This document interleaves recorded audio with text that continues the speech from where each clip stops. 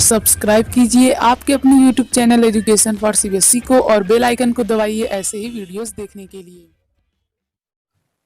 Hello बच्चों, आज के स्टूडेंट बात करने वाले चैप्टर नंबर 4 के बारे में, जिसका नाम है कार्बन एंड इट्स कंपाउंड। ठीक है, तो देखिए अब तक तो हमने सारी चैप्टर कवर ही कर लिया। तो इस चैप्टर में देखिए खास बात क्या है, तो इस चैप्टर में बेसिकली डिस्कस करेंगे हमारा कार्बन क्या है और इसके क्या क्या डिफरेंट कंपाउंड है।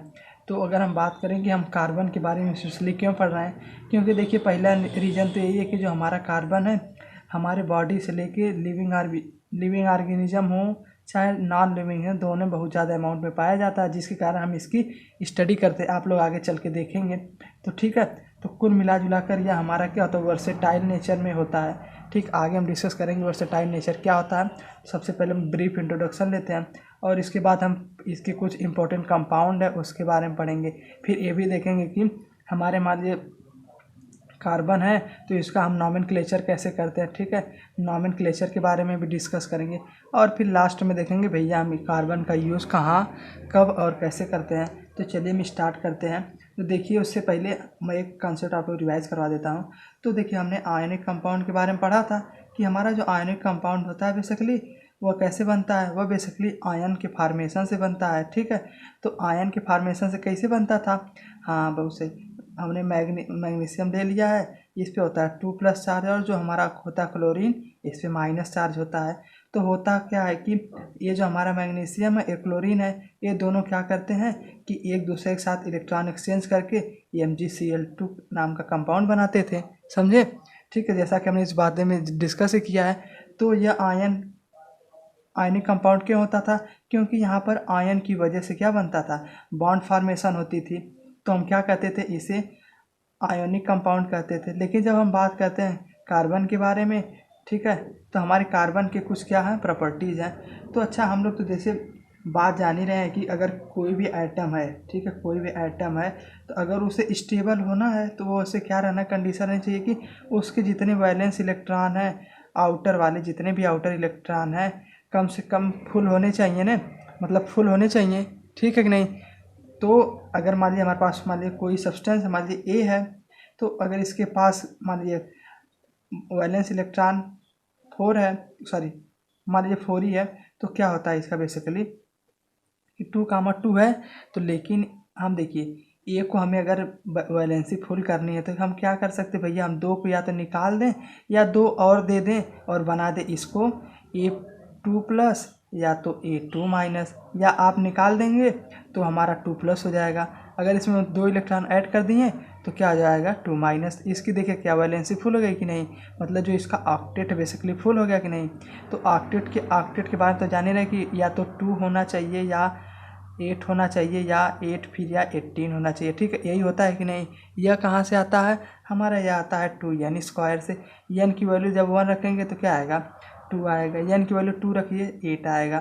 फिर n की जगह क्या रखेंगे, 3 रखेंगे तो 18 आएगा। तो कोई पूछेगा सर ये 8 कहाँ से आ गया, देखिए जब हम इलेक्ट्रॉन को बैलेंस करते हैं तो इसको हम ऑक्टेट रूल चलाते हैं। ठीक है, बेसिकली तो कुल मिला जुला कर देखिए हमने तो समझ लिया भैया जो हमारा एटम होता है उसे स्टेबल होना ही होना चाहिए। और स्टेबल कैसे होगा, जब उसके वैलेंस इलेक्ट्रॉन है तो उस आउटर मोस्ट वैलेंस इलेक्ट्रॉन है उसे हम क्या करेंगे, फुलफिल करेंगे। कैसे करेंगे, या तो भैया उसमें निकाल देंगे या तो ऐड कर देंगे।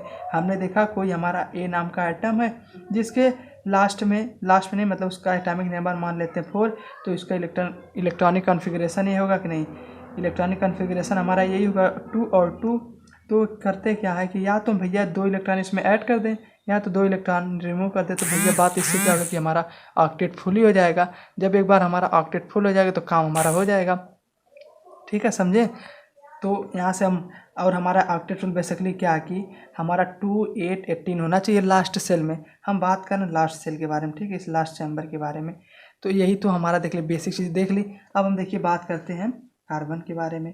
तो हमारा जो कार्बन होता है आज इसका बताइए कितना होता है, इसका एटॉमिक नंबर कितना होता है बताइए। एटॉमिक नंबर इसका होता है 6, होता है कि नहीं, एटॉमिक नंबर होता है 6। तो हम इसका इलेक्ट्रॉनिक कॉन्फ़िगरेशन लिखें, ई और सी में लिख रहा हूँ। ई और सी मतलब क्या, इलेक्ट्रॉनिक कॉन्फ़िगरेशन। आप लोग भी अगर साथ में नोट से बनाएंगे तो लिख लीजिएगा। ठीक है, इलेक्ट्रॉनिक कॉन्फ़िगरेशन क्या होगा, 2 होगा और 4 होगा, ठीक है। पहले में हम 2 रख रहे हैं, बचा हमारे में 8 आना चाहिए, लेकिन हमारे पास 4 ही है ही। तो अच्छा ये बताइए, कार्बन को या तो ये हमारा +4 अटेंड कर लें, ठीक है, मतलब 4 और लेके 2 8 बना ले, ठीक है, या तो 4 को लूज करके तो क्या हमारा बना ले -4 कर ले, ठीक है। शायद मैंने उल्टा बोल दिया। या तो हमारा देखिए 4 को लीव करके क्या बना ले, +4 बना ले, या हमें 4 कहीं से इलेक्ट्रॉन इसको दे दें और क्या कर ले 2 और 8 बना ले। तो हम देख रहे हैं इसका आउटर चैम्बर भी है, इसका भी फुल है, इसका भी फुल है, तो हम कह सकते हैं क्या है, स्टेबल हो जाएगा। लेकिन नहीं, ऐसा स्टेबल नहीं होगा। क्यों? क्योंकि भैया 4 इलेक्ट्रॉन जो निकालना बहुत ज़्यादा एनर्जी चाहिए, और अगर हम उतनी एनर्जी दे नहीं पाते हैं तो जिसके कारण क्या होता है कि हमें इस जो एलिमेंट जितने भी हमारा कार्बन है, यह क्या करता है, यह हमारा कोवेलेंट बॉन्ड बनाने लगता है। क्या बनाता है? Covalent bond. और तो हम डिस्कस करते हैं कोवेलेंट बॉन्ड क्या होता है। तो उससे पहले समझ गए कि इलेक्ट्रॉनिक कन्फिग्रेशन इसका 2 और 4 होता है, लेकिन काम गड़बड़ इसलिए हो जाता है कि हम इसका तो 4 इलेक्ट्रॉन या तो भैया निकाल दें, या तो 4 इलेक्ट्रॉन इसमें ऐड कर दें। और ये ऐसा पॉसिबिलिटी नहीं है कि इसमें 4 इलेक्ट्रॉन को हम ऐड कर दें या 4 इलेक्ट्रॉन निकाल पाएँ आउटर मोस्ट सेल से। जैसे मान लीजिए ये सेल है, इसमें भैया 4 इलेक्ट्रॉन निकालने में बहुत ज़्यादा एनर्जी चाहिए, तो हम इतनी एनर्जी दे नहीं पाएंगे। और अगर मान लीजिए इनकेस इतनी एनर्जी दे रहे हैं तो कार्बन ही अनस्टेबल हो जाएगा, कुल मिला जुला के इसकी प्रॉपर्टी लूज हो जाएगी। तो यही 2 रीज़न है कि हमारा कार्बन कोवेलेंट बॉन्ड क्यों बनाता है। क्यों? क्योंकि हम जो इसकी आउटर मोस्ट में 4 इलेक्ट्रॉन है तो हम इसे फिल कर सकते हैं, ना तो क्या कर सकते हैं, निकाल सकते हैं। तो इसी वजह से हमारा एक टर्म आता है कि कोवेलेंट बॉन्ड के बारे में, ठीक है। देखते हैं हम कोवेलेंट बॉन्ड क्या होता है। तो कोवेलेंट बॉन्ड बेसिकली यही होता है कि वहाँ दोनों कार्बन है, मान लीजिए कार्बन है, तो कार्बन किसी भी कंपाउंड से समझौता कर लेता है। भैया देखिए कि देखिए अगर आप लोगों को हमें देखिए मुझे 4 इलेक्ट्रॉन की ज़रूरत है इसको, तो यह क्या कहेगा, किसी और एलिमेंट के पास, मान लीजिए बी के पास गया, कहा कि देखिए आपके पास 4 इलेक्ट्रॉन है, तो हम लोग क्या करते हैं, शेयर कर लेते हैं। तो जब आपको ज़रूरत होगी तब आप ले लीजिएगा, जब मुझे ज़रूरत होगी तो मैं ले लूँगा। तो कार्बन और बी के बीच में जब बॉन्ड बनेगा तो यहाँ पर क्या हो जाएगी, यहाँ पर शेयरिंग ऑफ इलेक्ट्रॉन होगी, मतलब शेयरिंग ऑफ इलेक्ट्रॉन, ठीक है। तो कुल मिला जुला कर यहाँ पे क्या होगा कि जब आपको ज़रूरत होगी तो आप ले लीजिएगा, जब मुझे ज़रूरत है तो मैं ले लूँगा। तो कुल मिला जुला कोवेलेंट बॉन्ड मतलब कि जब इलेक्ट्रॉन का कंप्लीट शेयरिंग ना हो, मतलब यहाँ पर दोनों समझौता करके कि मतलब जब आपको चाहिए तब आप ले लीजिए, जब मुझे चाहिए तब मैं ले लूँगा। तो कुल मिला जुला कर हमने कोवेलेंट बॉन्ड के बारे में डिस्कस कर लिया। इसी रीजन की वजह से जो हमारा कार्बन है यह बहुत ज़्यादा, इसी की वजह से हमारी एक प्रॉपर्टी आती है कैटेनेशन प्रॉपर्टी। तो कैटेनेशन प्रॉपर्टी बेसिकली होती है कि जो हमारा कार्बन होता है लॉन्ग चेन हमेशा बनाता है। लॉन्ग चेन मतलब कि अगर एक कार्बन है तो ये हमेशा जुड़ते जाएगा, ऐसे ऐसे चेन बनाते जाएगा, यहाँ पे भी जुड़ सकता है, फिर यहाँ पे भी जुड़ सकता है, फिर यहाँ से, मतलब यह क्या बनाएगा, लॉन्ग चेन बनाएगा। कैटेनेशन मतलब बेसिकली होता है कि लॉन्ग चेन की जब फॉर्मेशन होने लगती है तो हमारा कैटेनेशन आ जाता है, समझे। देखिए अब तक हमने क्या क्या डिस्कस कर लिया कि हमारा बेसिकली कार्बन क्या है, किस तरह में यह हमारा आयनिक कंपाउंड से डिस्कस। आयनिक कंपाउंड भैया कंप्लीट ट्रांसफ़र होता है कि भैया 2 इलेक्ट्रॉन है तो कहेगा Cl के पास चला जा रहा है, जो 1 इलेक्ट्रॉन मैग्नीशियम के पास आ जा रहा है। तो कुल मिला जुला कर आयनिक बॉन्ड और कोवेलेंट बॉन्ड में क्या अंतर है कि जो हमारा आयनिक बॉन्ड होता है उसमें कंप्लीट ट्रांसफ़र होता है, लेकिन कोवेलेंट बॉन्ड में क्या होता है, इलेक्ट्रॉन जो है आपस में शेयर होते हैं।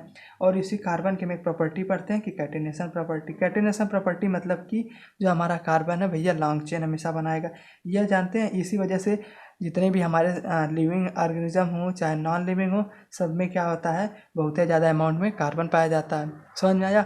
और हमने बात ये भी डिस्कस कर ली इलेक्ट्रॉनिक कॉन्फ़िगरेशन में कि यह जो हमारा एलिमेंट है बेसिकली क्यों 4 इलेक्ट्रॉन को लूज नहीं करता और या 4 इलेक्ट्रॉन गेन नहीं कर पाता। ठीक है, समझ में आया तो चैनल सब्सक्राइब कर लीजिएगा। जब हम डिस्कस कर लेते हैं एलोट्रॉप्स ऑफ कार्बन, मतलब जो हमारे कार्बन है इसके कौन कौन से एलोट्रॉप्स है। एलोट्रॉप्स मतलब जैसे हम नहीं, अगर मान लीजिए हम हैं और मेरे साथ कोई लिंक है मेरी ही फैमिली का, तो वह क्या होगा, वो उसे हम क्या कर देंगे, एलोट्रॉप्स कर देंगे। यानी कार्बन के और कि इसके मतलब एक तरीके से मान सकते हैं इसके बच्चे।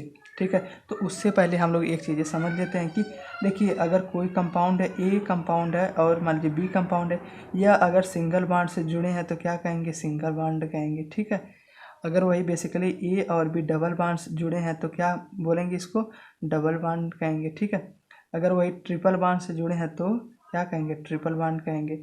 हमारा 4 बॉन्ड नहीं होता है। ठीक है, तो बेसिकली यही था कि अगर 2 कंपाउंड है सिंगल बॉन्ड से जुड़े तो क्या कहेंगे, हाँ, उसे सिंगल बॉन्ड कहेंगे। जैसे इसका एग्जांपल है हाइड्रोजन, हाइड्रोजन आपस में इसी तरह जुड़े होते हैं, ठीक है। क्यों? क्योंकि भैया इसके पास भी एक इलेक्ट्रॉन होता है, इसके पास इलेक्ट्रॉन होता है, दोनों आपस में इसी जुड़े होते हैं।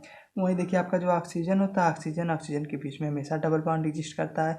और वैसे तो हम जानते हैं इसके पास 6 होता है, 2 तो 4 और बाकी 2 हमारा इधर इन्वॉल्व है।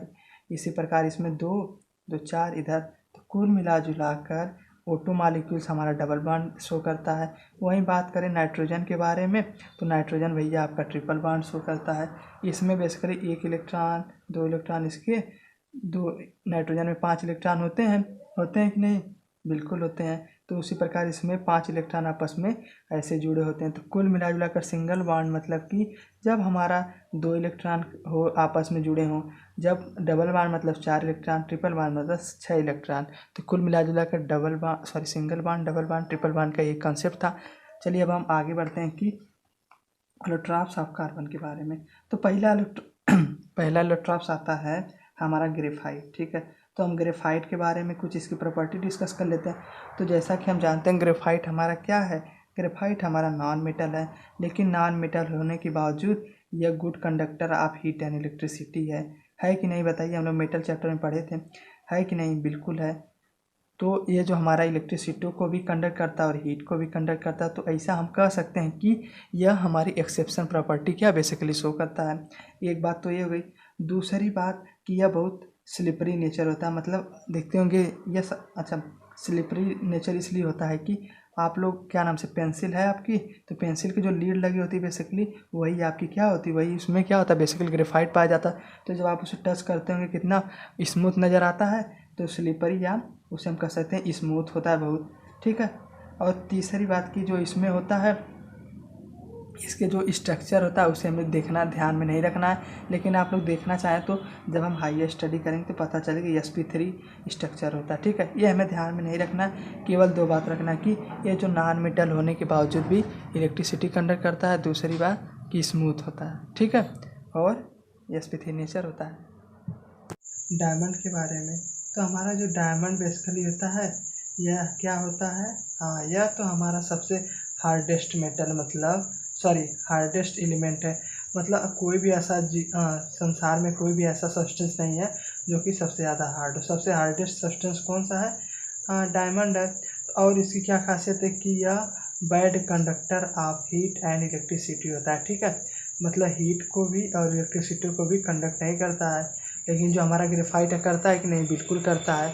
तो बस यही कुछ थी इसकी प्रॉपर्टीज़। तो हमें बस ध्यान में रखना है कि हमारा जो डायमंड है यह भी एक कार्बन का एलोट्रॉप्स है, और दूसरी बात ये सबसे हार्डेस्ट मेटल है, और तीसरी बात कि यह हीट और इलेक्ट्रिसिटी का क्या है, हाँ, बैड कंडक्टर है, ठीक है। और हम बात करते हैं, लास्ट हमारा आता है बकमिंस्टर फुलनेस। क्या आता है? Buckminster fullness. जो ये हमारा है ये भी आपका क्या है? एलोट्रॉप्स ऑफ कार्बन है। तो हम लोग जान रहे हैं इसकी क्या प्रॉपर्टी है।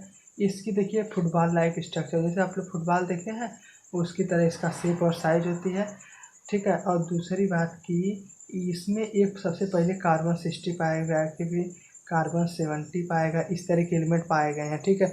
तो बस हमें ध्यान में वो सब नहीं रखना है, हमें ध्यान में केवल इतना ही रखना है कि 3 एलोट्रॉप्स ऑफ कार्बन, पहला ग्रेफाइट, दूसरा डायमंड, तीसरा बकमिंस्टर ऑफ फुलनेस। अगर याद हो जाए तो बहुत बढ़िया है कि इसकी हमें कुछ प्रॉपर्टी याद कर लें। तो क्या याद करना, तो मैंने बताया था ग्रेफाइट वाला हमारा बेसिकली ज़्यादा इंपॉर्टेंट है, बाकी ये सब जो जितने हैं अभी फुल्ली डिस्कवर्ड नहीं है, ठीक है। और मैं बता देता हूँ कि मतलब जितने भी इनका कभी कभी ग्रीस ऑयलिंग जानते हैं आप, मतलब कोई आपका सरफेस है, ठीक है, अगर वो बार बार रब हो रहा है तो हम लोग देखते हैं कि साइकिल वाइकिल है तो उसमें क्या ग्रीस लगाते हैं, तो हमारा ग्रेफाइट का भी ग्रीस बनता है। उसी प्रकार हमारा फुलरेंस का भी कुछ ऐसी ग्रीसें होती हैं जो हाई क्वालिटी की ग्रीस, जैसे कि वाटर प्रूफेबल, जितनी भी हमारी ग्रीसेज होती हैं बेसिकली उसमें हमारा बकमिंस्टर फुलरेंस का कॉन्स्टिट्यूशन आता है, मतलब हमारा बकमिंस्टर फुलरेंस भी उसमें रहता है, ठीक है। बस यही था हमारे एलोट्रॉप्स के बारे में, ठीक है। कर लेते हैं कि हमारा वर्सेटाइल नेचर क्या होता है कार्बन, मतलब कि बेसिकली जो हमारा कार्बन है तो यह बहुत ज़्यादा अमाउंट में क्यों पाया जाता है। जैसे कि हम जान रहे हैं कि चाहे आपकी लिविंग बॉडीज हो या नॉन लिविंग हो, सब में क्या होता है कार्बन तो बहुत ज़्यादा पाया जाता है। तो इसका तो बेसिकली दो रीज़न है। पहला रीज़न है कि हम लोग तो जानते हैं कि हमारा जो कार्बन है वह क्या होता है, वह होता है टेट्रावैलेंट होता है। मतलब कि इसके पास कितनी वैलेंसी होती है, इसके पास 4 वैलेंसी होती है। कैसे होती है?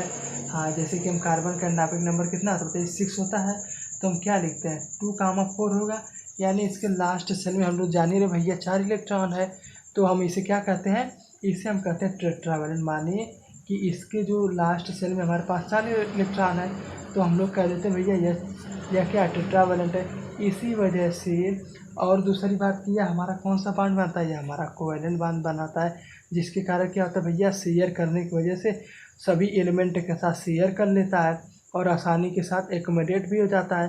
तो इसी वजह से होता क्या, मान लीजिए कार्बन है, ये इसके आसपास जितने रहेंगे, चाहे मोनोवैलेंट हो और चाहे डाईवैलेंट हो, चाहे ट्राईवैलेंट हो, सबके साथ कंबाइन हो जाता है। जैसे मोनोवैलेंट में हम समझ लें कि मोनोवैलेंट जैसे हम जाते क्लोरीन है, ठीक है, या ब्रोमीन है, ठीक है, इसके साथ क्या बना लेता है, इसे ऐसे हमारा डाईवैलेंट के साथ जितने भी हैं उनके साथ हमारा बॉन्ड बना लेता है।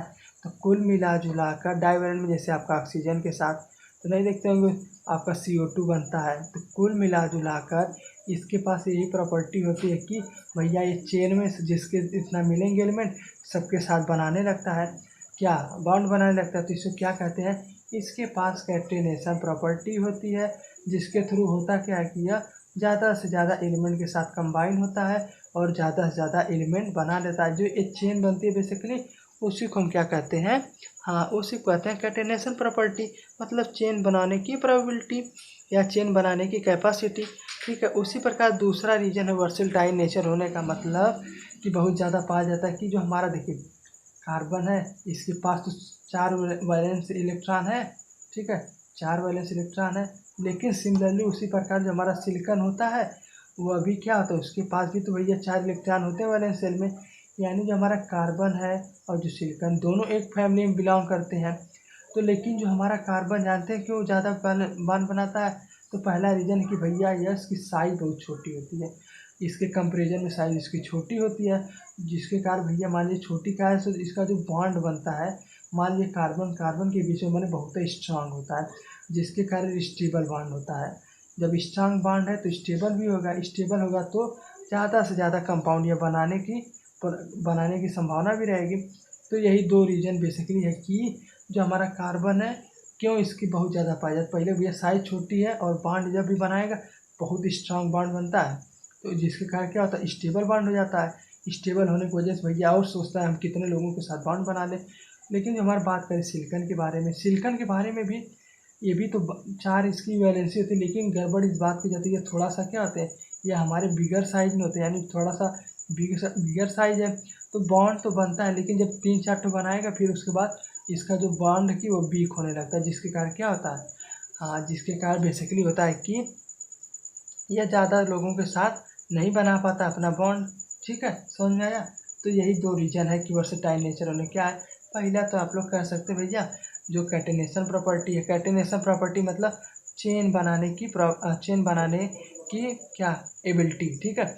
और दूसरा बात कार्बन के पास 4 तो वैलेंस इलेक्ट्रॉन होते हैं और हमारा कार्बन क्या होता है बहुत छोटा होता है, जिसके कारण क्या होता है इससे कार्बन के जितने कार्बन कार्बन बॉन्ड हो या कार्बन अदर मोनोवैलेंट के साथ बॉन्ड बना चाहे डाईवैलेंट के साथ, तो बहुत स्ट्रांग इसका बॉन्ड हो जाता है भैया, आराम से क्या करता है स्टेबल बॉन्ड हो जाता है। लेकिन वही इसी का एक और एग्जांपल आता है कि भैया सिलिकॉन के पास जो 4 इलेक्ट्रॉन है, हाँ मानते हैं, लेकिन उसमें क्या होता है बेसिकली कि ये बड़े साइज में होता है तो बॉन्ड इसका थोड़ा वीक होता है, जिसके कारण क्या होता है काम गड़बड़ हो जाता है, ठीक है, समझ में आया।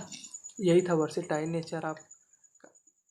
अब इसी में हमारा एक आता है टर्म कि हमारा सैचुरेटेड के बारे में और अनसैचुरेटेड के बारे में। तो चलिए हम उसके बारे में भी डिस्कस कर लेते हैं, ये भी बहुत आसान है, ठीक है। जो हमारा सैचुरेटेड और अनसैचुरेटेड कार्बन कंपाउंड होता है, इसमें बताता है भैया जो कार्बन के बीच में कितना बॉन्ड है, सिंगल बॉन्ड है कि डबल बॉन्ड है कि ट्रिपल बॉन्ड है।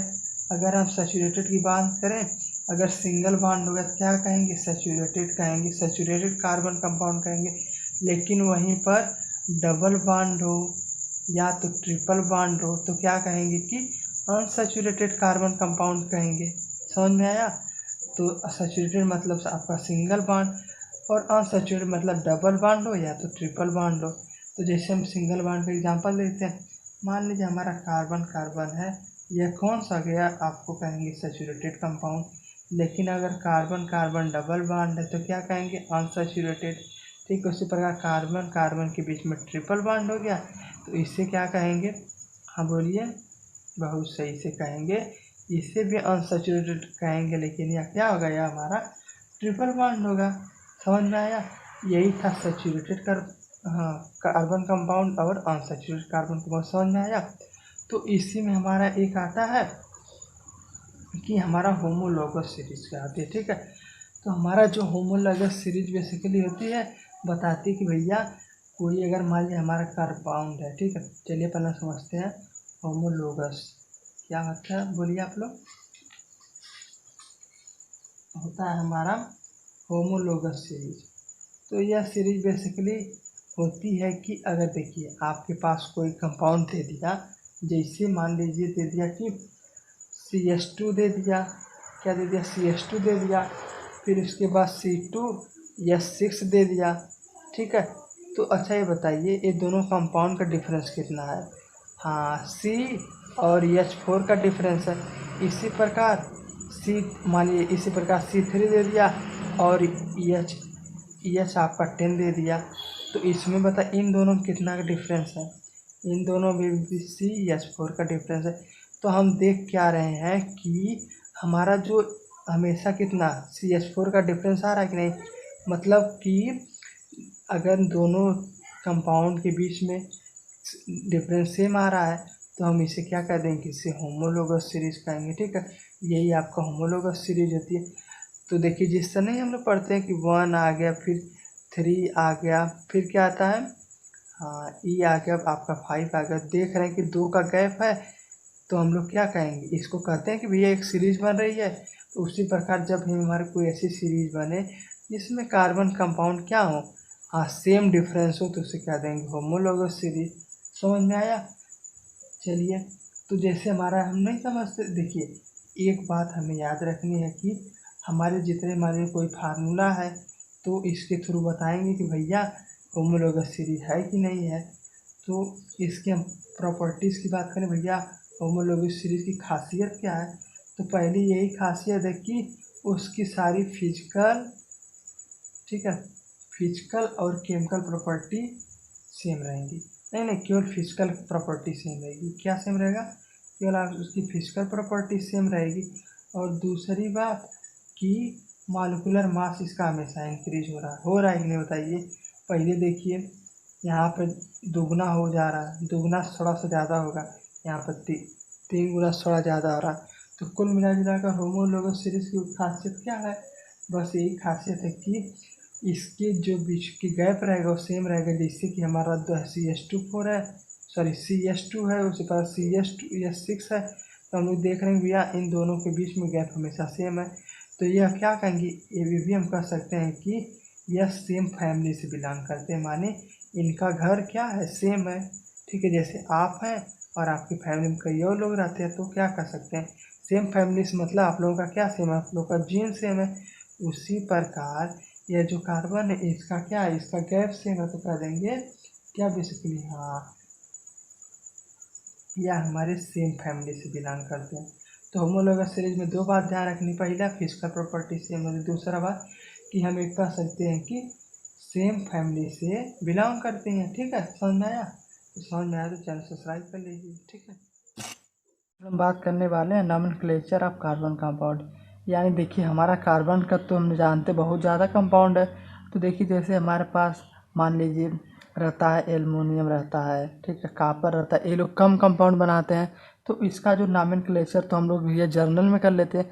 लेकिन जो हमारा कार्बन हम लोग जानते हैं क्या, इसके पास कैटेनेशन प्रॉपर्टी होती है कि मतलब एक कार्बन अगर है तो बहुत ज़्यादा कार्बन से लिंकेज कर लेता है।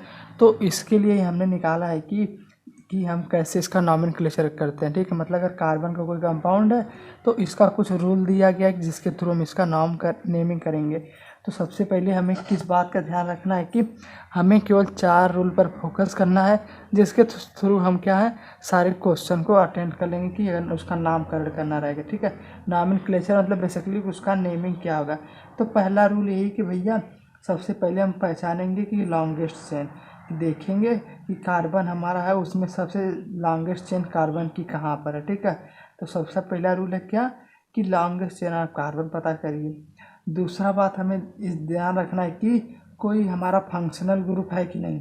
ठीक है, अब कोई पूछेगा फंक्शनल ग्रुप क्या है, अभी हम डिस्कस करेंगे फंक्शनल ग्रुप क्या है। पहले हम रूल देख लेते हैं, फिर उसके बाद देखेंगे फंक्शनल ग्रुप है कि नहीं है। ठीक है, और हम तीसरा बात देखेंगे कि मान लीजिए हमारा फंक्शनल ग्रुप है लेकिन 2 से ज़्यादा है, तो हम क्या करेंगे उसको अल्फ़ाबेटिकल आर्डर में ही नॉमेनक्लेचर करेंगे। कैसे करेंगे? अल्फ़ाबेटिकल आर्डर में। ठीक है, तो अभी हम जब एग्जांपल करेंगे तो उसके शुरू समझेंगे। तो अल्फ़ाबेटिकल आर्डर में हम देखेंगे कि भैया कौन पहले देख अल्फ़ा, मान लीजिए किसी का नाम ए से शुरू है तो पहले उसको, फिर बी, फिर सी, मतलब अल्फ़ाबेटिकल आर्डर में उसकी प्रायोरिटी देंगे। ठीक है, और लास्ट हमारा ये पॉइंट है कि तो हम लास्ट में ये भी देखेंगे कि हमारा सैचुरेटेड कंपाउंड है कि अनसैचुरेटेड कंपाउंड है। ठीक है, तो सैचुरेटेड कंपाउंड मतलब क्या होता है, हमारा सिंगल बॉन्ड वाला है कि हमारा डबल या ट्रिपल बॉन्ड वाला है। तो कुल मिला जुला कर हमें 4 बातों पर फोकस करना है। पहला बात की लॉन्गेस्ट कार्बन चेन सेलेक्ट करेंगे। मान लीजिए कैसे सेलेक्ट करेंगे, अनसैचुरेटेड मतलब तो समझ ही रहे हैं कि हमारा डबल बॉन्ड हो या हमारा ट्रिपल बॉन्ड हो।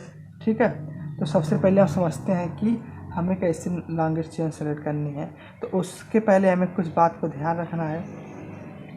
पहली बात हमें ध्यान रखना है कि अगर 1 कार्बन रहेगा तो उसे कहेंगे मिथ, 2 कार्बन रहेगा तो कहेंगे इथ। ठीक है, और 3 कार्बन रहेगा तो हाँ प्रोप। ठीक है, और 4 कार्बन रहेगा तो बताइए, हाँ 4 कार्बन तो ब्यूट। ठीक है, 5 कार्बन रहेगा तो पेंट। ठीक है, 6 कार्बन रहेगा तो हेक्स। ठीक है, 7 कार्बन रहेगा तो हेप्ट कहेंगे। ठीक है, हेप्ट। 8 कार्बन रहेगा तो ऑक्ट कहेंगे। 9 कार्बन रहेगा तो डेक कहें, 9 कार्बन रहेगा तो नॉन कहेंगे, NON नॉन। ठीक है, और 10 कार्बन रहेगा तो इसे डेक कहेंगे। तो कुल मिला जुला कर क्या हमने समझा। ठीक है, 1 कार्बन रहेगा तो मिथ कहेंगे, 2 कार्बन रहेगा तो उसे इथ कहेंगे, 3 कार्बन रहेगा तो प्रोप कहेंगे, 4 कार्बन रहेगा तो ब्यूट कहेंगे, 5 कार्बन रहेगा तो पेंट कहेंगे, 6 कार्बन अगर दे दिया तो कह देंगे हेक्स, और 7 कार्बन दे दिया तो hept, 8 carbon oct, 9 carbon non, और 10 कार्बन है तो डेक कहेंगे। तो कुल मिला जुला कर हमें इस 10 पॉइंट को ध्यान रखना। और दूसरी बात हमें ये भी ध्यान रखना है कि हमें जो सिंगल बॉन्ड रहता है इसे हम अल्कीन कहते हैं। सिंगल बॉन्ड को क्या कहते हैं? अल्कीन, या लास्ट में उसको ए यानी ई लगाते हैं। और हमारा ट्रिपल बॉन्ड रहता है इसे हम कहते हैं अल्काइन। क्या बोलते हैं?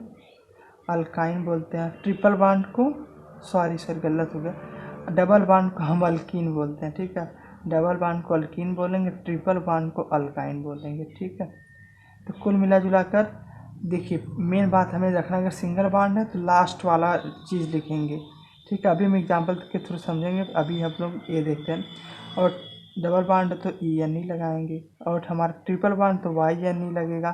तो जैसे मान लीजिए आपको कोई दे दिया कि 1 कार्बन, 2 कार्बन, 3 कार्बन। ठीक है, और मान लीजिए ठीक है मान लीजिए 3 कार्बन दे दो, तो पहला रूल क्या, लॉन्गेस्ट कार्बन चेन सेलेक्ट करिए। चलिए इसमें लॉन्गेस्ट कार्बन चेन क्या है, यही है ने, तो नंबर दे दीजिए 1 2 3 दे दीजिए। तो हमें 3 पे क्या आता है, हाँ 3 पे हम आता है प्रोप। लेकिन भैया बताइए इसमें कौन सा बॉन्ड है, इसमें सिंगल बॉन्ड है, तो क्या इसका नाम हो जाएगा, प्रोपेन हो जाएगा। ठीक है, समझ में आया। तो वही देखिए, और हम एग्जाम्पल करते हैं। ठीक है, इसी तरह तमाम एग्जाम्पल करेंगे तो हम लोग समझ जाएंगे आसानी से। ठीक है, अब मान लीजिए कोई कह दिया कि मान लीजिए 1 कार्बन है, 2 कार्बन, 3 कार्बन है, 4 कार्बन है। ठीक है, और एक यहाँ पर कार्बन है, हम हाइड्रोजन को अपने आप बैलेंस कर लेंगे। ठीक है, हाइड्रोजन ऑटोमेटिक हो जाएगा, केवल हमें समझना है। तो सबसे पहला काम क्या है, लॉन्गेस्ट चेन सेलेक्ट करना। बताइए किधर से करेंगे, इधर से कि इधर से, ऐसे भी कर सकते हो 1 2 3 4, या तो उल्टा भी कर लीजिए, या तो आप सीधा भी रखेंगे तभी बात वही रहेगी, टेढ़ा करेंगे तभी बात वही रहेगी। ठीक है, इधर से करें 1 2 3 4, तो हमें ध्यान में रखना है कि हमने क्या किया कि हमारा जो फंक्शनल ग्रुप रहता है उसको हम मिनिमम पोजीशन देंगे। ठीक, हमने सेकंड पॉइंट तो ही पढ़ा था कि फंक्शनल ग्रुप है कि नहीं है, बिल्कुल है। आपका ये मीथेन क्या है, बेसिकली मीथेन भी तो क्या नाम से आपका फंक्शनल ग्रुप है कि नहीं, याद कर लीजिए। मीथेन भी आपका एक फंक्शनल ग्रुप है। CH3 को क्या कहते हैं, हाँ एक कार्बन है और सिंगल बॉन्ड रहेगा तो मीथेन है। तो मीथेन भी हमेशा फंक्शनल ग्रुप के साथ है, तो हमें भैया फंक्शनल ग्रुप को मिनिमम पोजीशन देनी पड़ेगी, तो इसीलिए हम 2 वाले रखेंगे। तो इसका नाम बताइए क्या होगा। हाँ, पहले लॉन्गेस्ट चेन कितना नाम होगा, 1 2 3 4, 4 मतलब ब्यूट, और सिंगल बॉन्ड है एन। ठीक है, लेकिन उसके पहले भैया हमारे 3 पोजीशन, सॉरी सेकेंड पोजीशन पे क्या लगा है, हाँ बहुत सही, सेकेंड पोजीशन हमारे मिथाइन लगा है, तो हम क्या कर लेंगे 2 मिथ। ठीक है, यही आपका नाम है 2 मिथ ब्यूटेन। समझ में आया। अभी और एग्जाम्पल करते उसके थ्रू समझ में आ जाएगा। जैसे मान लीजिए 1 कार्बन 2 कार्बन 3 कार्बन, और यहाँ पर आपको दे दें कार्बन, तो इसका कैसे करेंगे, इसका बहुत आसान, पहले लॉन्गेस्ट चेन 1 2 3 कर लीजिए, या उल्टा करिए 1 2 3, तभी 2 पोजीशन तो हमेशा इसकी आ रही है, तो किधर से भी कर लीजिए। तो क्या होगा बताइए, हाँ सबसे पहले 3 कार्बन तो क्या हो जाएगा प्रोपेन लिख देंगे, फिर बताइए सेकेंड पोजीशन पर हमारा क्या है, क्या बताइए मिथ है, ये लिख देंगे मिथ। तो कुल मिला जुला कर यही था। चलिए हम कुछ फंक्शनल ग्रुप के बारे में डिस्कस कर लेते हैं कि हमारा कौन कौन सा भैया फंक्शनल ग्रुप होता है। तो सबसे पहला हमारा ग्रुप आता है फंक्शनल ग्रुप में, अगर हम बात करें तो हमारा आता है हैलोजन। अब हैलोजन क्या होता है, अरे वही chlorine, fluorine, chlorine, bromine, iodine, इस तरीके के अगर कंपाउंड है तो उसे हम हैलोजन कहते हैं। ठीक है, ये भी हमारा क्या है, ये भी हमारा फंक्शनल ग्रुप है। ठीक है, और हमारा उसके बाद अल्कोहल आता है, कौन सा आता है, अल्कोहल आपका आता है। तो अल्कोहल को बेसिकली हम OH से डिनोट करते हैं। ठीक है, और इसके बाद हमारा आता है हमारा कीटोन आता है। तो कीटोन का देखिए याद रखने का तरीका मैं बताता हूँ, कुछ नहीं, C इधर कर दीजिए और ऑक्सीजन लगा दीजिए, ये आपका कीटोन हो जाएगा। अगर आप कीटोन में एक जगह क्या नाम से हाइड्रोजन लगा दें तो क्या हो जाएगा बताइए, हाँ तब हो जाएगा आपका अल्डेहाइड। ठीक है, और उसी प्रकार अगर आप इसी कीटोन में OH लगा दें तो कार्बोक्सिलिक एसिड हो जाएगा, क्या हो जाएगा कार्बोक्सिलिक एसिड हो जाएगा, समझे, C+OH, ये आपका हो जाएगा कार्बोक्सिलिक, और ये हो गया आपका कीटोन, ये होगा अल्डिहाइड। देखिए मैंने तीनों बता दिए भैया, याद कैसे बेसिकली करना। अच्छा, कार्बोक्सिलिक में कुछ करना नहीं है, जो हमारा कीटोन है उससे हम केवल क्या लगा देंगे, OH लगा देंगे तो काम हो जाएगा। समझ में आया। ठीक है, तो और इसी में हमारा आ जाता है कि वही अल्कीन क्या होता है, पहले अल्केन होता है। अल्केन का देखिए फार्मूला होता है CnH2n+2 होता है, और जो हमारा अल्कीन होता है ENE होता है, उसमें क्या करते हैं CnH2n हो जाता है। ठीक, इसको 2 को कम कर देते हैं, इसी तरह 2 को और कम कर दीजिए तो हमारा अल्काइन हो जाएगा। तो अल्काइन का क्या होगा CnH2n-2। तो सबसे पहले अल्केन, दूसरा अल्कीन, तीसरा अल्काइन। तो यही कुल मिला जुला कर फंक्शनल ग्रुप इतना हमारे क्लास 10 में दिया है।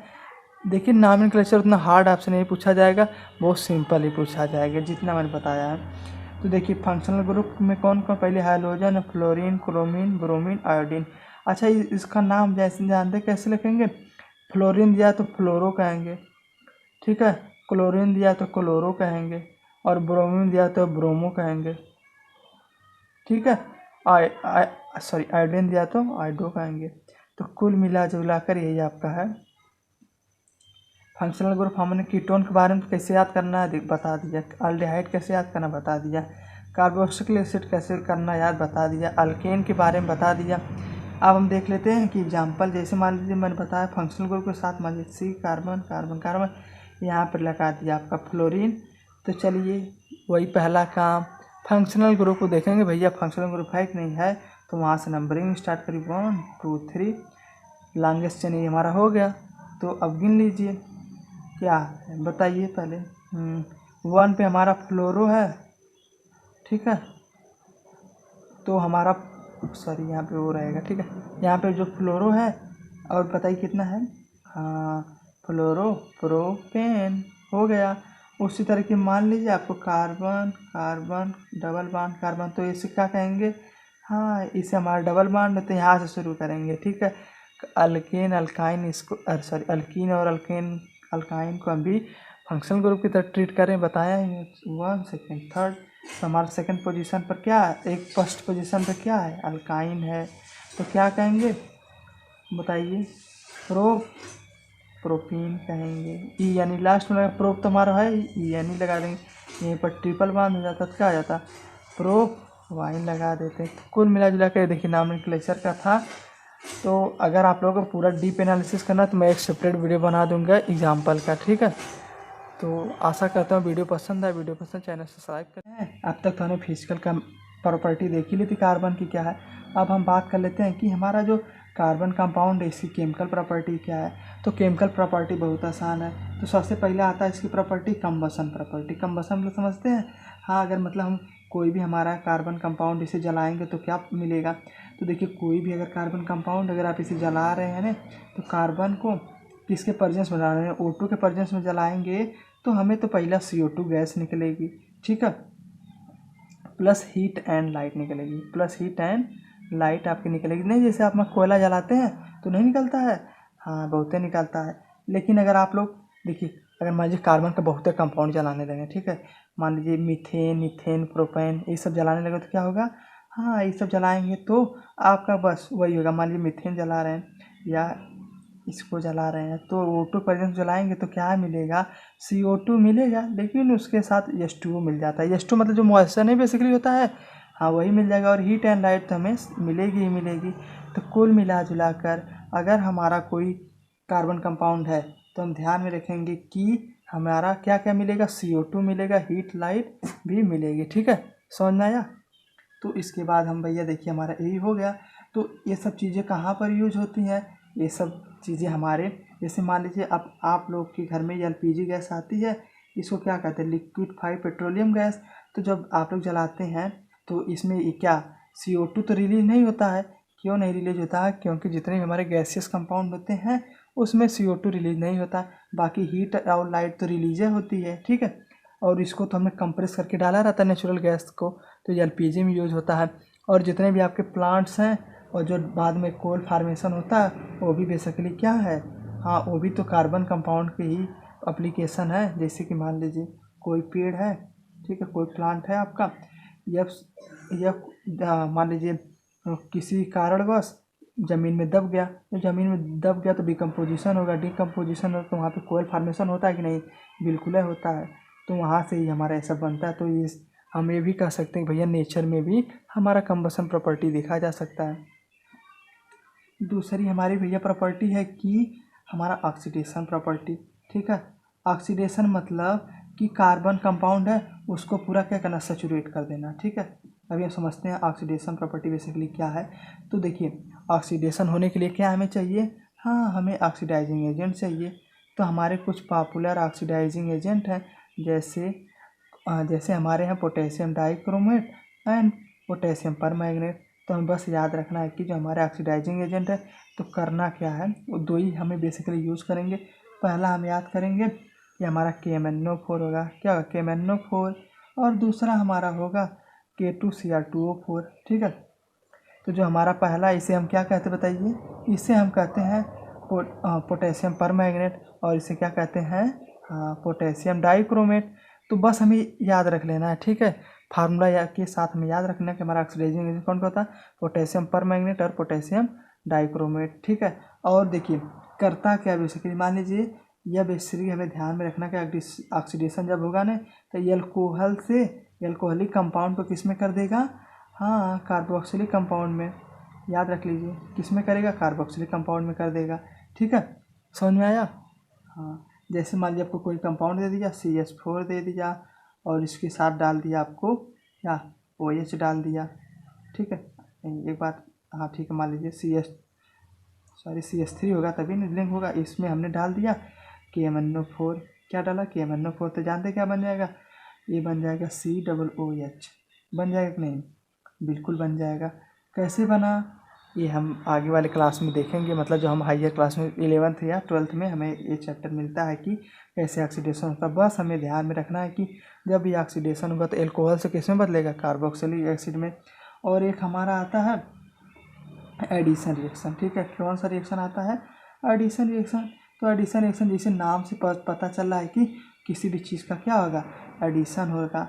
तो जैसे मान लीजिए आपने कोई कंपाउंड लिया, मान लीजिए लिया C⋯C और इसके से साथ जुड़ा आप लोगों का मान लीजिए H है, इसके साथ R जुड़ा है, इसके साथ मान लीजिए R' जुड़ा है और इसके साथ H जुड़ा है।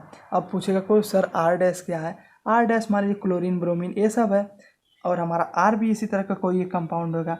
और बेसिकली डैश जब हमें लग जाता है तो पता है कि भैया अलग अलग कंपाउंड है। तो बस कुछ करना नहीं, एडिशन रिएक्शन हो रहा है तो हमें ध्यान में रखना है कि हमारा एडिशन रिएक्शन किसी कैटालिस्ट के प्रेजेंस में होगा। क्यों, क्योंकि देखिए हम लोग कैटालिस्ट का यूज़ क्यों करते हैं, क्योंकि कैटालिस्ट बताता है भैया रिएक्शन हो पाएगी कि नहीं हो पाएगी। नहीं हो पाएगी तो यह कैटालिस्ट क्या करता है, रिएक्शन को बढ़ा देता है या फास्ट कर देता है। तो हम इसमें करेंगे तो हमारा क्या हो जाएगा, सिंगल बॉन्ड और हमारी H और ये हमारा H और ये हमारा H, ठीक है। और बेसिकली यहाँ पे R हो जाएगा। 4 बॉन्ड देखिए फुल होगा, 1 2 3 4 R' हो गया। तो हम लोग क्या देख रहे हैं, यहाँ पे हाइड्रोजन ऐड हो रहा है कि नहीं, तो इसलिए क्या कहते हैं इसको एडिशन रिएक्शन कहते हैं। तो इसमें हमें क्या ध्यान रखना है कि हमारा डबल बॉन्ड से क्या हो जाएगा, डबल बॉन्ड से सिंगल बॉन्ड हो जाएगा, ठीक है। तो चलिए पहला कंबशन रिएक्शन में क्या होगा, हमारी 2 चीज़ रिलीज होगी, CO2 और हीट और लाइट। और हमारा ऑक्सीडेशन में क्या होगा, बस एक ही चीज़ ध्यान में रखना है कि हमारा 2 ऑक्सीडाइजिंग एजेंट है, ठीक है, KMnO4 और K2Cr2 इसमें क्या होता है, अल्कोहल से कार्बोक्सिलिक एसिड मिल जाता है। और हमारा एडिशन रिएक्शन जो होता है बेसिकली डबल बॉन्ड से सिंगल बॉन्ड में हो जाता है, ठीक है। तो चलिए हम आगे बात कर लेते हैं कि हमारा एक और रिएक्शन आता है। कौन सा रिएक्शन आता है कि हमारा सब्स्टिट्यूशन रिएक्शन आता है। कौन सा रिएक्शन आता है, सब्स्टिट्यूशन रिएक्शन। देख सकते नाम ही से लग रहा है सब्स्टिट्यूशन रिएक्शन मतलब क्या, बताइए आप लोग।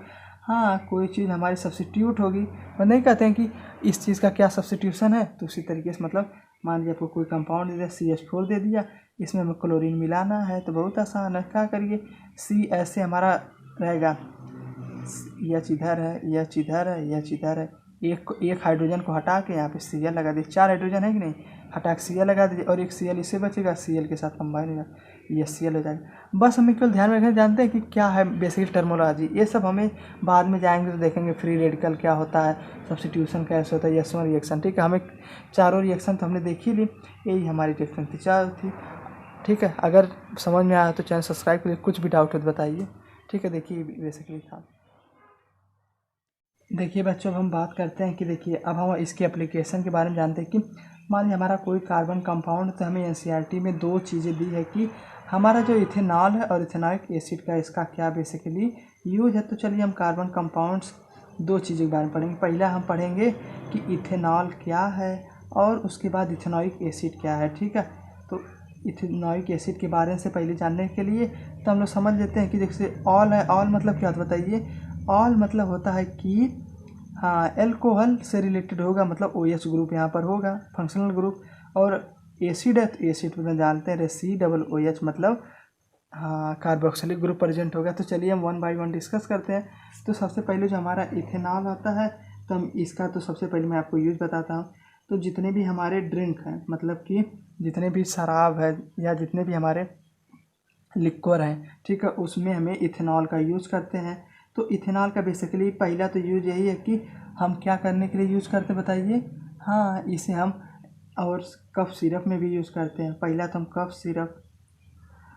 कफ सिरप में यूज़ करते हैं। दूसरा हम कहाँ पे यूज़ करते हैं, लिक्वर बनाने में यानी शराब बनाने में। और तीसरा बात की और दूसरा हाँ सही चलिए लिक्वर बनाने में यूज़ करते हैं। और हम जानते हैं कहाँ पे यूज़ करते हैं, हाँ इसे मेडिकल फील्ड में भी यूज़ करते हैं, ठीक है।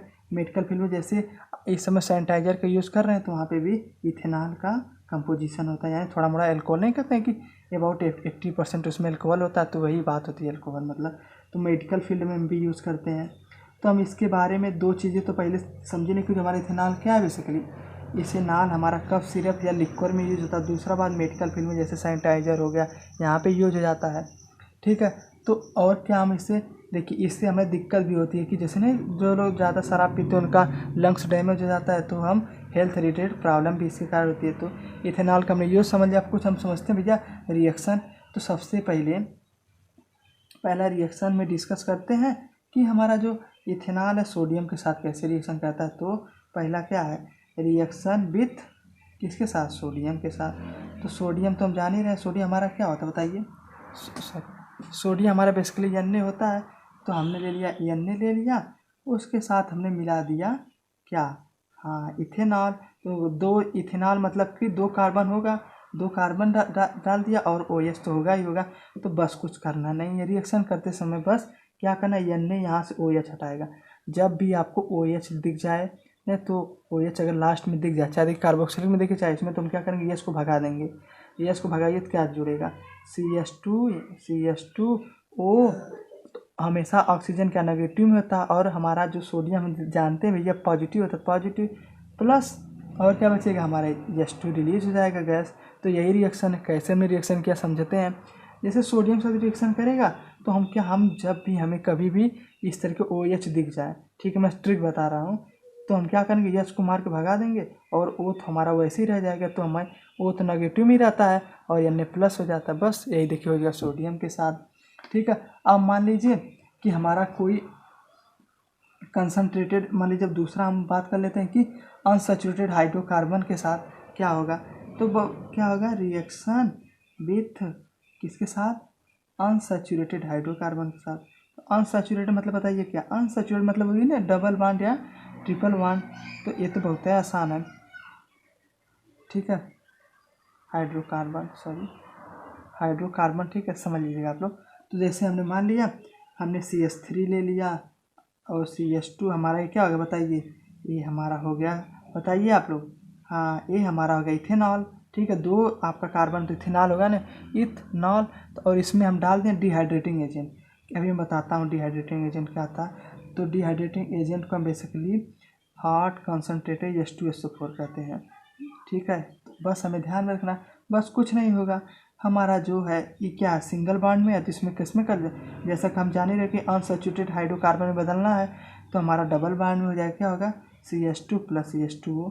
तो देखिए, तो हमारा जो H2SO4 होता है, इसे हम कहते हैं डिहाइड्रेटिंग एजेंट। क्या कहते हैं, डिहाइड्रेटिंग एजेंट। क्या कहते हैं बताइए आप लोग, डिहाइड्रेटिंग एजेंट मतलब कि जो OH है, यहाँ से OH और यहाँ से H निकाल देगा, एक निकाल देगा कि नहीं, तो ये H2O बन जाएगा।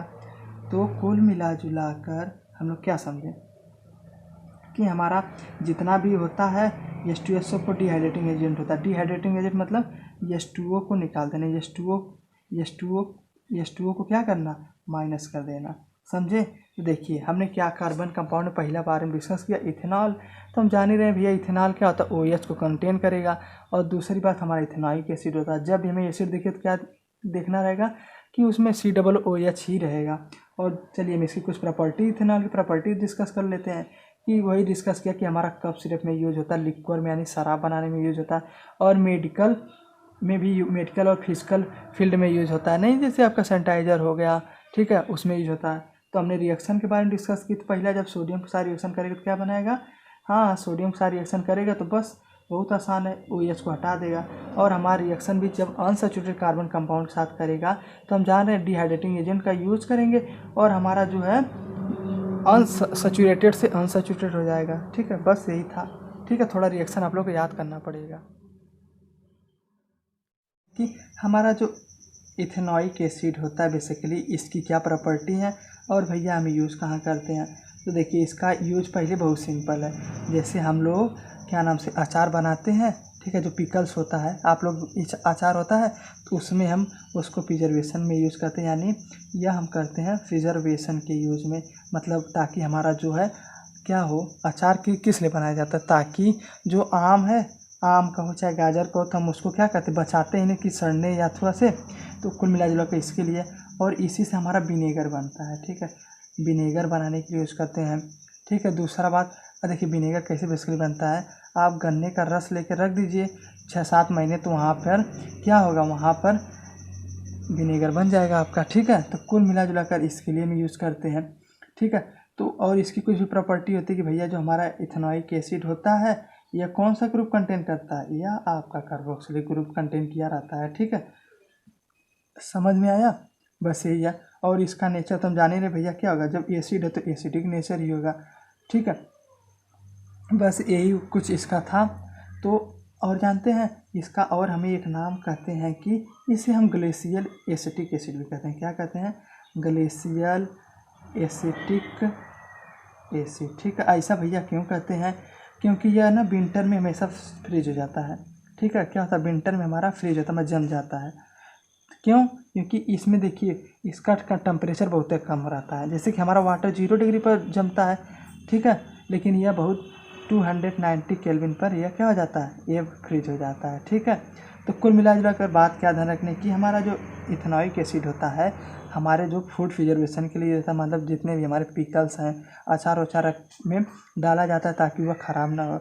दूसरा बात कि यह विनेगर के रूप में ही यूज होता है। तीसरा बात कि इसे हम ग्लेशियल एसिटिक एसिड कहते हैं। क्यों, क्योंकि यह भैया बहुत जल्दी ही फ्रीज हो जाता था विंटर वाले कंडीशन में, मतलब 17 डिग्री से 18 डिग्री अगर है टेम्परेचर तो वहाँ पे फ्रीज हो जाता है। तो चलिए हम इसका रिएक्शन भैया चेक लेते हैं। ठीक है, ये क्या क्या रिएक्शन है। पहला है रिएक्शन को हम कहते हैं स्टेरिफिकेशन। हम क्या कहते हैं, स्टेरिफिकेशन रिएक्शन। अब बात करते हैं भैया स्टेरिफिकेशन रिएक्शन क्या होता है। बस जैसे जान रहे कि ईस्टर बनेगा। ठीक है, ईस्टर बनेगा। अब कोई पूछे सर ईस्टर क्या होता है, चलिए हम डिस्कस करते हैं ईस्टर क्या होता है। सबसे पहले आपने लिया इथेनॉइक एसिड, यही होगा शायद आपका इथेनॉइक एसिड। ठीक है, 2 कार्बन है तो इसलिए इथेनॉइक एसिड, प्लस हमने एक बार इथेनॉल ले लिया। ठीक है, CH2OH ले लिया। और क्या कर रहे हैं भैया, इसको क्या कर रहे हैं, रिएक्शन कर रहे हैं। ये तो हम समझे इथेनॉइक एसिड और इथेनॉल एसिड। तो देखिए होगा कुछ नहीं, तो इसका हम जाने रहे हैं क्या होगा। चलिए एक बार मैं सिंप्लीफाई करता हूँ। C=OH है। ठीक है, और इसमें भी तो OH है, तो देखिए यहाँ से OH निकाल लीजिए। यहाँ पर जो हमारा जब रिएक्शन होगा तो हमारा यही ईस्टर बन जाएगा, CH3 C COO फिर CH3। ठीक है, प्लस CH2 हमारा बनेगा ही बनेगा। तो कुल मिला जुला जानते क्या हो रहा है, यहाँ से जो है यहाँ पर रिएक्शन हो रही, तो यहाँ पे जाकर यह बेसिकली यहाँ पर अटैक करेगा, तो क्या होगा, यहाँ से बन जाएगा। तो हमारा 1 कार्बन 2 कार्बन के बाद तीसरे कार्बन पर अटैच हो जाएगा। समझ में आया, तो यह हमें रट लेना है। ठीक है, तो हमारा इसी क्या कर दी, ईस्टर फॉर्मेशन। ठीक है, और क्या इसका कहते हैं, स्टेरिफिकेशन रिएक्शन। ठीक है, और ये हमारा ईस्टर जानते जनरली परफ्यूम में यूज होता है। किस में यूज होता है, परफ्यूम में यूज होता है। जैसे नहीं आप सेंट यूज़ करते हैं तो उसमें उसके लिए हमारा किसका यूज होता है, ईस्टर का। और इसके बाद हम इसकी कुछ और प्रॉपर्टी है, जैसा कि हमारा अगर इसके साथ बेस, अगर मान लीजिए कोई आप बेस के साथ रिएक्शन करा दे तब क्या होगा, तो हमारा रिएक्शन विथ बेस, जैसा कि अगर मान लीजिए हमने NaOH बेस ले लिया और इसके साथ क्या डाल दिया, इथेनॉइक एसिड डाल दिया, तो क्या हमारा होगा बेसिकली, बहुत सही, OH हट, यहाँ से हम EH हटा देंगे और Na लगा देंगे। क्या बने, CH3COO माइनस Na प्लस। ठीक है, प्लस H2O हमारा बन जाएगा। बोलिए, बस देखिए बहुत आसान है। मैंने बताया OH दिखे तो क्या करना है, जस्ट उसको, अरे नहीं दिखा, चलिए मैं फिर बताता हूँ। तो हमें करना कुछ नहीं, यहाँ से जो OH है तो यहाँ से हमारा Na के यहीं पर अटैक करके यहाँ पर Na जुड़ जाएगा, और OH क्या करेगा, एक जो H हटेगा उसी को लेकर हमारा H2O बना देगा। आया समझ में, बहुत आसान है। और हमारा लास्ट रिएक्शन है, अगर हम इसका रिएक्शन किसके साथ करें, कार्बोनेट के साथ, रिएक्शन विथ कार्बोनेट्स। जो हमारा अगर कार्बोनेट्स के साथ या हाइड्रोजन कार्बोनेट के साथ, तो क्या होगा, तो इसके साथ देखिए बेसिकली वही है, फिर वही खेला है, क्या है, चलिए हम उसको भी डिस्कस करते हैं। तो क्या है, मान लीजिए हमारा दिया है CH3 दिया है, COOH दिया है, प्लस सोडियम, ये दिया हमारा, ये कार्बोनेट होता है। तो बस करना कुछ नहीं, फिर यहाँ पे हमें सोडियम लोग दिखाई दिया तो क्या करेंगे, ये छटा के ऐड कर देंगे। तो क्या होगा, CH3 COO Na plus H2O plus CO2। अब कोई पूछा CO2 क्यों आया, यहाँ से जो हमारा बन जाता है CO2। बस हमें ध्यान में देखिए बेसिकली क्या रखना है। ठीक है, ये भी छूट गया आप लोगों का, चलिए कोई बात नहीं, फिर बताता हूँ। जैसे हम क्या करेंगे, बेसिकली इसको इसमें ऐड कर देते हैं, Na हमारा है, Na को इसमें क्या करेंगे, सिंप्लीफाई करके ऐड कर देंगे। बस यही ध्यान में रखना है कि जब भी हमारा रिएक्शन होगा तो इसके थ्रू यहाँ पे हमारा एच रहेगा, वहाँ पर Na जुड़ जाएगा, ठीक है। उसी प्रकार बाइकार्बोनेट है तो मान लीजिए बाइकार्बोनेट क्या रहता है, NaHCO3, बस वही सेम कंपाउंड बनेगा, ठीक है। H2CO2 समझ में आया। तो कुछ कर क्या रहे हैं, Na को हम ले जाकर ऐड कर रहे हैं, समझ में आया है। तो सब्सक्राइब कर दीजिएगा समझ में आया तो। अब हम लास्ट पॉइंट डिस्कस करेंगे, टॉपिक है सोप एंड डिटर्जेंट के बारे में। तो देखिए सोप एंड डिटर्जेंट में बस हमें केवल एक बात का ध्यान रखना है कि हमारा जो सोप मॉलिक्यूल्स होता है उसमें दो पार्ट होता है। पहला आपका पार्ट होता है हाइड्रोफोबिक, ठीक है, सॉरी पहला आपका होता है हाइड्रोफिलिक पार्ट, ये वाला हमारा क्या होता है, हाइड्रोफिलिक पार्ट होता है, और बड़ा वाला हमारा क्या होता है, हाइड्रोफोबिक होता है। क्या होता है बताइए, हाइड्रोफोबिक। तो जैसे हम लोग नहीं कहते हैं कि किसी को हाइड्रोफोबिया है। हाइड्रोफोबिया मतलब क्या होता है, वाटर के से डर लगता है। तो हाइड्रोफोबिक जो पार्ट होता है बेसिकली हमारा क्या होता है, वाटर से रिपेल्ट होता है, मतलब वाटर इसमें अट्रैक्ट नहीं हो पाता है। और जो हमारा हाइड्रोफिलिक है उस वह बेसिकली क्या होता है, वाटर को अट्रैक्ट होता है, यानी वाटर के साथ लिंक होता है, ठीक है, या वाटर के साथ हमारा लिंक होगा। तो देखिए होता क्या है कि देखिए जब भी हम कभी हमारा मान लीजिए डर्ट पार्टिकल है तो जब हम इसमें सोप मिलाते हैं तो हाइड्रोफिलिक वाला पार्ट जो होता है, हाइड्रोफोबिक पार्ट होता है, ये इसके साथ आके क्या हो जाता है, इसके साथ लिंक हो जाता है, ठीक है। और ये हमारा जो हाइड्रोफिलिक बेसिकली पार्ट होता है ये बेसिकली किसका बना होता है, सोडियम का बना होता है, ठीक है। तो ये सब हम हायर क्लास में डिस्कस करेंगे, लेकिन केवल आपको ध्यान रखना है किसका बना होता है, सोडियम का बना होता है जो हाइड्रोफोबिक पार्ट होता है, ठीक है। तो देखिए हमारा ऑयल है, इसके साथ एक तो जुड़ गया, फिर इसी तरीके से और आके जुड़ जाएंगे, ठीक है। कौन सा पार्ट जुड़ रहा है बताइए, हाइड्रोफोबिक पार्ट जुड़ रहा है। क्यों, क्योंकि ऑयल जो होता है, ऑयल के साथ अधिक पानी कभी चिपकता नहीं है कि नहीं, ठीक है। तो इसी तरीके से हमारा क्या बन जाता है, इसी तरीके से हमारा बहुत सारा मिसेल बन जाता है, ठीक है। बहुत सारे जब लिंक हो जाते हैं तो हम कह देते हैं वहाँ पर मिसेल फार्मेशन हो जाता है। तो यही होता है basically micelle formation. Micelle formation मतलब कि ढेर सारे जब आपके हाइड्रोफिलिक एंड हाइड्रोफोबिक पार्ट आके किसी भी चीज़ से जुड़ जाएंगे तो यही हमारा मिसेल फार्मेशन हो जाएगा। जब मान लीजिए मिसेल फार्मेशन हो गया तो मान लीजिए इसको हमें चैम्बर में मिसेल मार लीजिए मारे सब फार्मेशन हो गया है। तो जब हम क्या करते हैं, जब पानी को ऐसे बाहर निकालेंगे तो ये तो हमारा पानी के साथ लिंक है, क्यों, क्योंकि हाइड्रोफिलिक है, वाटर के साथ लिंक है। तो यह जब बाहर ऐसे गिरेगा तो हमारा ये वाटर या डर्ट पार्टिकल को या ऑयल पार्टिकल को भी अपने साथ बाहर निकल आएगा। तो हमारा ऐसे काम हो जाता है और हमारा जो शर्ट होता है साफ़ हो जाता है। बस यही हमारा बेसिक क्राइटेरिया था कि जब भी हमारा सुपर डिटर्जेंट में दो पार्ट होता है, पहला हाइड्रोफिलिक होता है, दूसरा हमारा हाइड्रोफोबिक होता है। जो हमारा हाइड्रोफोबिक है तो वाटर को अट्रैक्ट नहीं करता है, लेकिन हाइड्रोफिलिक वाला वाटर के साथ लिंक होता है। तो जब हमारा हम डिटर्जेंट डालते हैं किसी चैम्बर में अपने कपड़ा में, तो यह हमें सबसे पहले क्या होता है कि हाइड्रोफिलिक वाला पार्ट जाके वाटर के साथ जुड़ जाएगा और हमारा जो ये हाइड्रोफोबिक है वो ऑयल के साथ जुड़ जाएगा, लेकिन बहुत अमाउंट में जुड़ते हैं। तो यही जब हम पानी धोते हैं तो यही सब हमारा बाहर आ जाता है। तो कुल मिला जुला कर यही हमारा क्या किसकी प्रॉपर्टी थी, सोप एंड डिटर्जेंट कैसे काम करता है ये भी देख लिया। तो हम देखिए यूज़ कहाँ करते हैं। पहला तो हम लोग सोप और डिटर्जेंट हम लोग किस लिए यूज़ करते हैं, वॉशिंग पर्पज़ के लिए यूज़ करते हैं, ठीक है। और जो हमारा सोप, इस बात का हमें ध्यान रखना है, सोप हमारा केवल सॉफ्ट वाटर में यूज होता है, मतलब जो हम डेली लाइफ में यूज़ करते हैं वाटर उसमें यूज होता है, ठीक है। लेकिन जो हमारा डिटर्जेंट है, ठीक है, जो डिटर्जेंट बेसिकली किस लिए आया कि यह आपका हार्ड वाटर मतलब जो बहुत मान लीजिए साल्टी वाटर है उसमें भी यूज हो जाता है। हार्ड वाटर किसमें यूज होगा, हाँ hard water, sorry detergent hard water है, सॉफ्ट वाटर दोनों में यूज हो जाएगा, ठीक है। और हम लोग किस लॉन्ड्री पर्पज़ में यूज़ करते हैं, डिटर्जेंट के लिए यूज़ करते हैं। तो बस यही बेसिकली था आपका सोप एंड डिटर्जेंट। अब कोई पूछ दे सोप एंड डिटर्जेंट में क्या अंतर है, तो कह देंगे सोप हमारा केवल सॉफ्ट वाटर में यूज होगा, लेकिन हमारा detergent hard and soft water दोनों में यूज होगा। तो कुल मिला जुला कर आप लोगों के यही चैप्टर था। अगर आप लोग यहाँ तक आ चुके हैं चैनल सब्सक्राइब कर लीजिए। कोई चीज़ आपको दिक्कत हो, कोई परेशानी हो तो कमेंट बॉक्स में बताइए। आज के लिए धन्यवाद।